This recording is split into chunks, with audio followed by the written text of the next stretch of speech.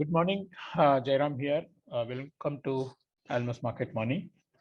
We had a first look at inflation in US for the month of October in the form of PPI.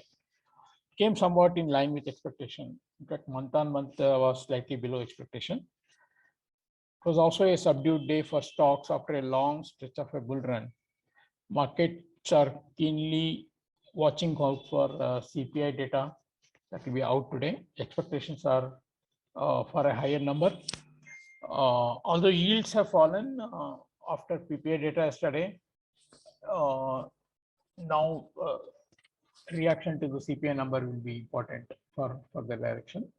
Market was also keenly watching Powell's speech where he talked about there being a long road to reach full employment.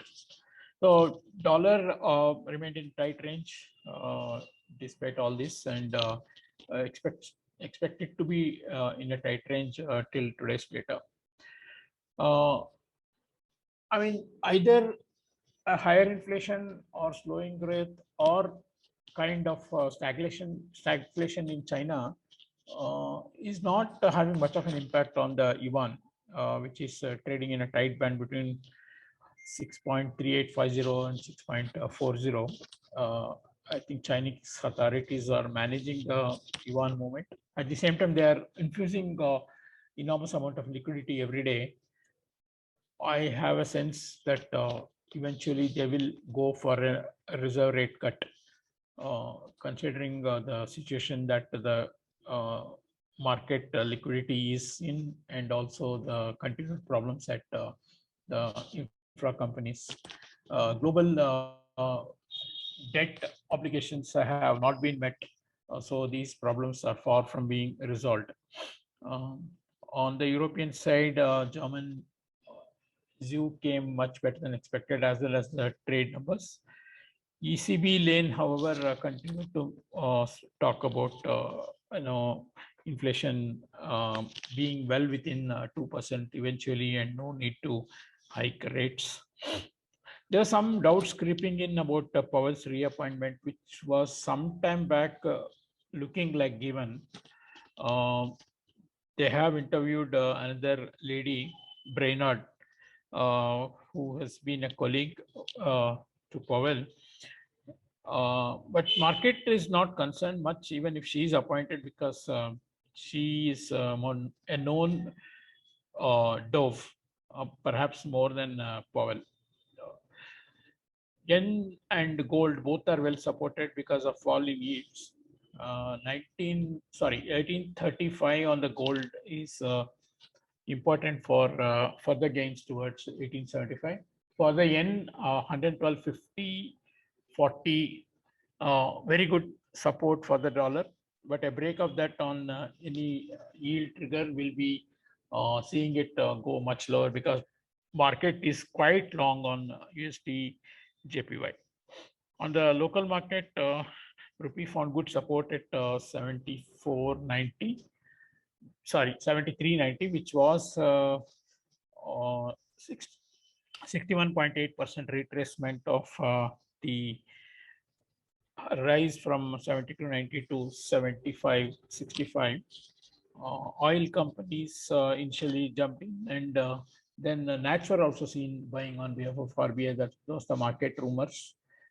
Then market talked about Nika subscription repayments starting.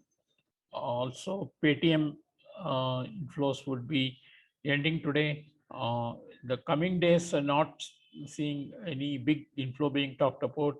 So dollar rupee seems well supported at 74.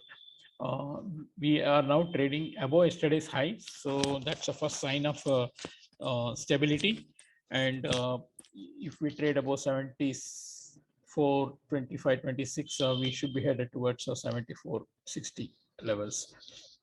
Crude prices have gone up again overnight. No major trigger, but after finding good support at 80 on the WTI, we have seen it move back up in line with the trend. I think data on economy, particularly on the Chinese side, and also the growth picture in the US, etc., will be important. If there is a sign of slowdown, then crude can again correct downwards. Overall, a sense that these supply chain driven problems will be gradually getting resolved. So we will have to be watchful about the high prices of commodities. We have already seen big slump in coal prices. And earlier we had seen good fall in iron ore, copper, and all that.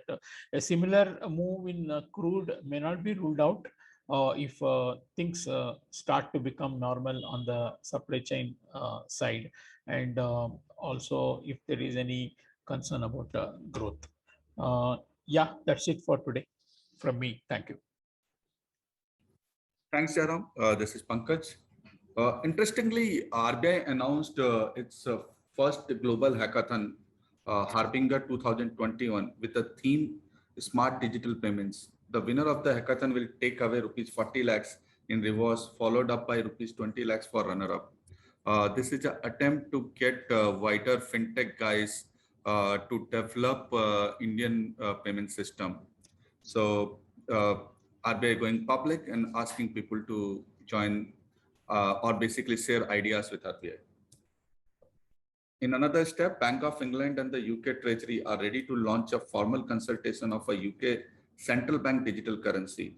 So this clearly shows that big economies and big central bankers are now leaning towards a digital side of the currencies, and that's a big move.